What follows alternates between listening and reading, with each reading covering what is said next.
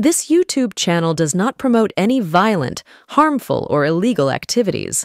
All content provided by this channel is meant for an educational purpose only.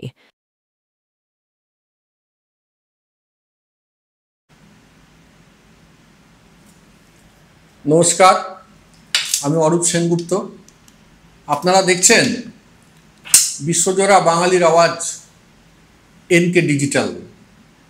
এই YouTube channel বা আরও বেশ কয়েকটা ইউটিউব চ্যানেল প্রতিদিন অর্জন করছে জনপ্রিয়তা। কিন্তু কেন? এর প্রধান কারণ হলো প্রচলিত সংবাদ মাধ্যমের পক্ষপাতদুষ্ট সংবাদ পরিবেশন, যেটাকে সাংবাদিকদের পরিভাষায় ইয়েলো জার্নালিজম বলে থাকি আমরা।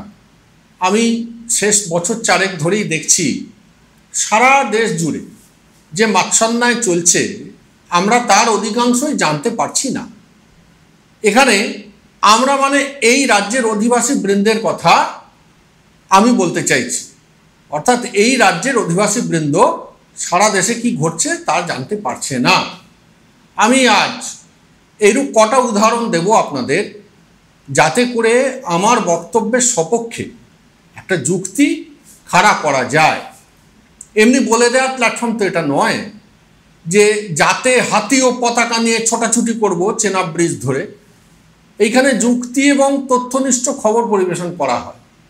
আরও একটা কথা আপনাদের শুরুতেই জানিয়ে রাখি, একটা অপরাধ, সেইটা দিয়ে আর একটা অপরাধকে ঢাকা দেওয়া যায় না, সেটা করা উচিত নয়।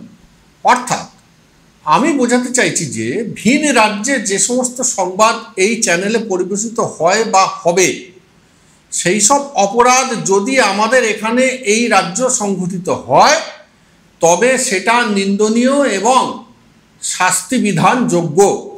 এনকে ডিজিটাল সেইটাই মনে করে। এই দেখুন, কিছুদিন আগে আপনারা সকলেই জানেন আরজি করে একজন তরুণীর মর্মান্তিক হত্যা হলো। এটা নিন্দনীয়। অকালে ঝরে গেল একটা সম্ভাবনা, একটা প্রাণ। শহর জেগে উঠল ঘুম থেকে 14ই আগস্টের মাঝরাতে। এটাই বাংলায় হয়। আগে একটা সুদীর্ঘ সময়কালে আমরা করতে পারিনি এই পদক্ষেপ, এই প্রতিবাদ আমরা পারতাম না। সাঁইবাড়ি থেকে নেতাই আমরা পারিনি। কিন্তু এখন রাজ্যে গণতন্ত্র প্রতিষ্ঠিত, তাই মানুষ পথে নামে। আগে কেবল গান হতো, পথে এবার নামো সাথী, পথেই হবে পাচ্ছে না। ওরাই গাইতো, ওরাই নামতে দিত না। আমরা কেউ কিছু ভুলিনি, মানুষ কিছু ভোলে না। শুধু গান বাজত, নামতে পারতাম না। আচ্ছা, আপনারা বিচার করুন তো, একজন উদীয়মান চিকিৎসক যিনি অকালে ঝরে গেলেন কয়েকজন মানুষরূপী জানোয়ারের জন্য, মেয়েটার জন্য পথে নামলো অসংখ্য মানুষ।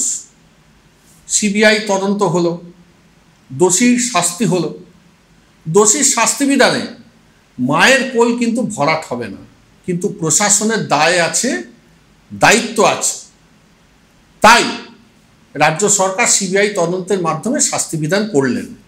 কিন্তু এই সমগ্র প্রক্রিয়ার মধ্যে আমি সোমা বলছি, ভাঙা পেলভিস বোন, 150 গ্রাম সিমেন্ট, এই জাতীয় ঘৃণ্য অপপ্রচারে খুব কি প্রয়োজন ছিল? মনে করো যুদ্ধ করে রক্ত দিয়ে দেশ পেয়েছি। এই গান যারা গাইল, তাদের বাপের কালে কেউ কোনোদিন দেশের জন্য রক্ত দিয়েছে? আমরা কি কিছুই ইতিহাস পড়ি? সমাজের সব বিষয়ই একটা করে কি রাজনৈতিক পদক্ষেপ আনতেই হবে? এটা কি ধরনের মানসিকতা?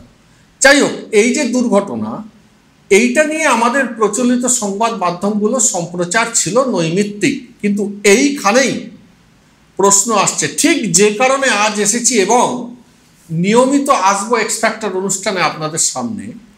বেশ কিছু সংবাদ যে বাদ পড়ে যাচ্ছে, তার কি হবে? তেলের শিশি ভাঙলে পরে কুকুর পরে রাগ করো, আর তোমরা যেসব বুড়ো খোকা ভারত ভেঙে ভাগ করো, তার বেলা মনে আছে? ছোটবেলায় আমরা সকলেই এই কবিতা পড়েছি বা ছড়া পড়েছি। যাই হোক, আমাদের দায়বদ্ধতা আছে, আমরা তাই এই চ্যানেলে নিয়মিত জানাতে থাকবো আপনাদের সারা দেশে কোথায় কি হচ্ছে। এটা আপনাদের জানা একান্ত অধিকার বলে আমরা মনে করি। এই সামনেই বিহারে সাধারণ নির্বাচন আসছে, চলুন একটা বিহার করে আসি। বিহারে ওইখানে তো নীতিশ কুমার আছেন, সে যে চমকে বেড়ায়, দৃষ্টি এড়ায়, এই আসি এই নেই, আমি যেন ডানা মেলে পাখনা। সে যাই হোক, এখন কথা হচ্ছে বিহারের সামগ্রিক অবস্থা কীরকম।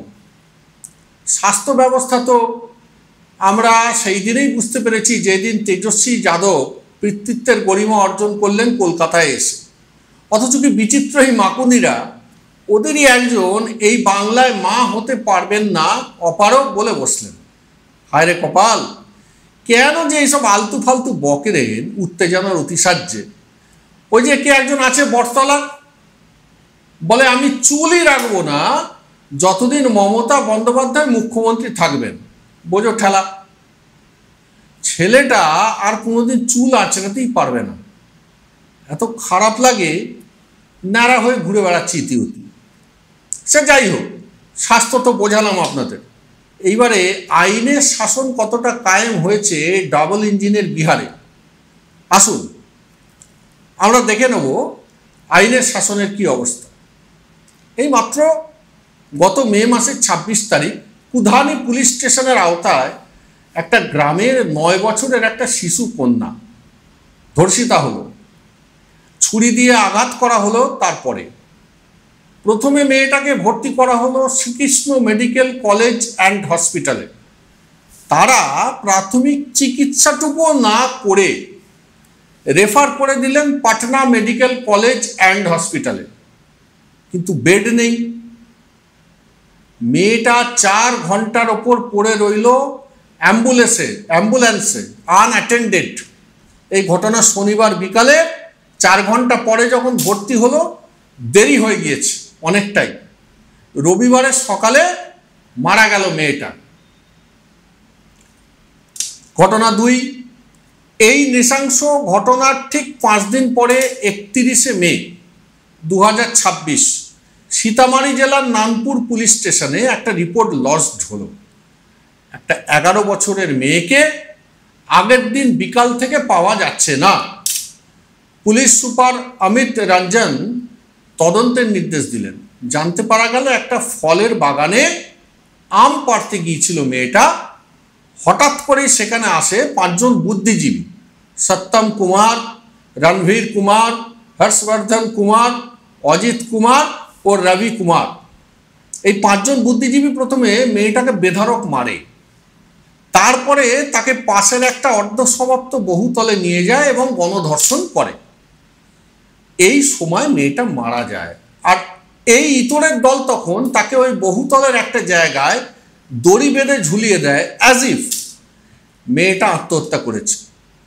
আইনের শাসন চলছে Bihar.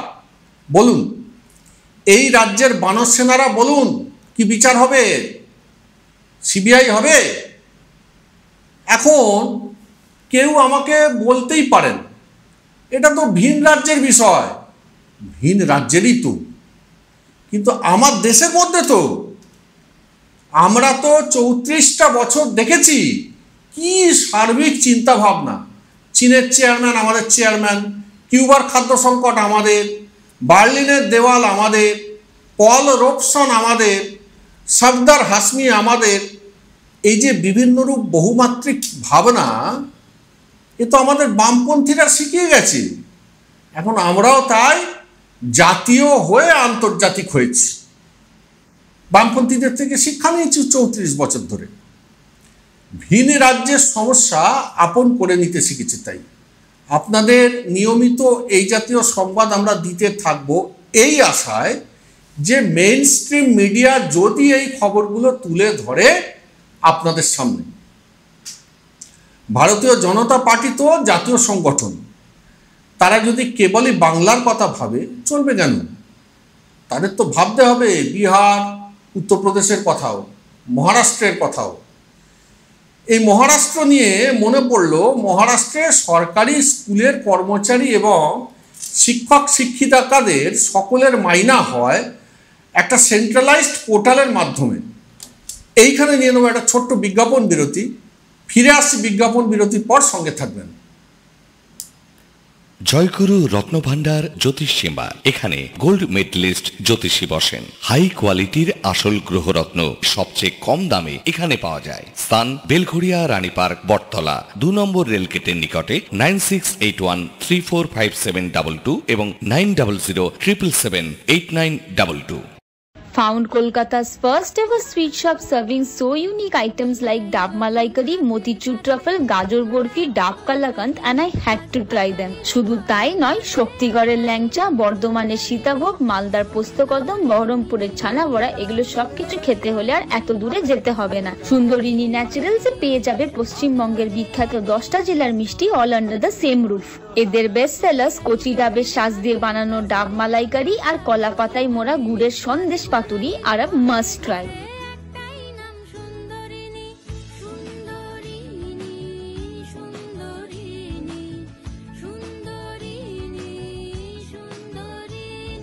Welcome to the world of civil business.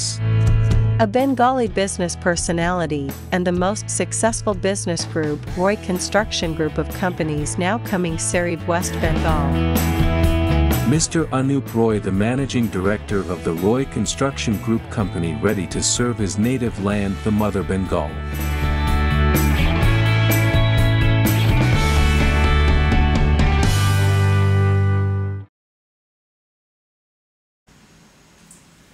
নমস্কার, ফিরে এলাম বিরতির পর। আপনারা দেখছেন এনকে ডিজিটালের এক্স ফ্যাক্টর অনুষ্ঠান। আপনাদের পুনরায় স্বাগত জানাই।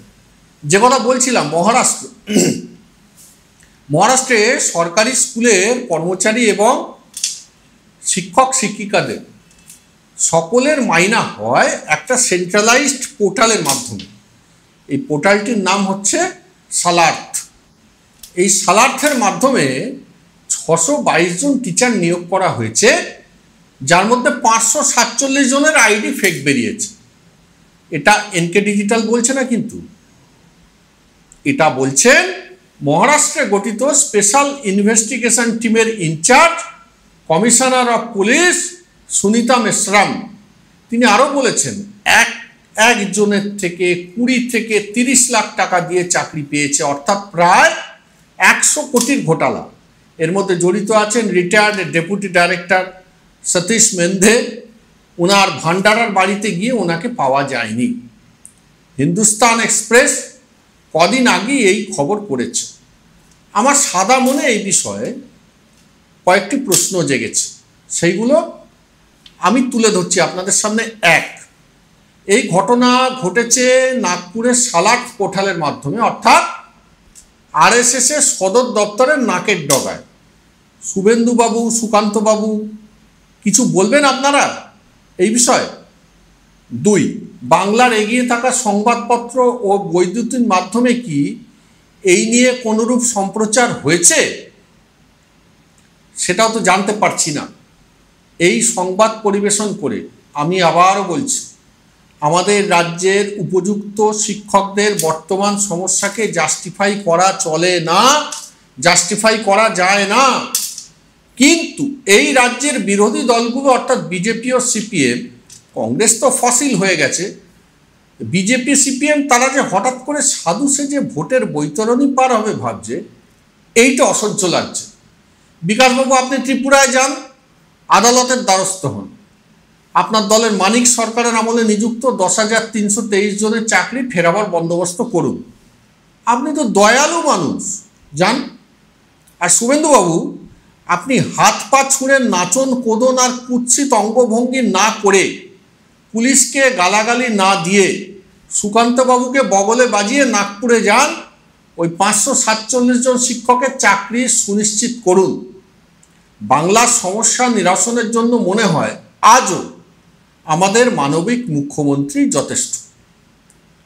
নির্বাচন যত এগিয়ে আসবে, এনকে ডিজিটালের পক্ষ থেকে আমরা ডাক হর করার কাজ করব। আমার মনে আছে, আমরা ছাত্রাবস্থায় একটা সিনেমা দেখেছিলাম, ডাক দিয়ে যাই। খুব সম্ভবত অনুপ কুমার ছিলেন, কবি সুকান্ত ভট্টাচার্য এই নিয়ে একটা অত্যন্ত মনোগ্রাহী কবিতা লিখে গিয়েছিলেন এক সময়। রানার ছুটেছে পায়ে, ঝুমঝুম ঘণ্টা বাজছে রাতে পড়ে।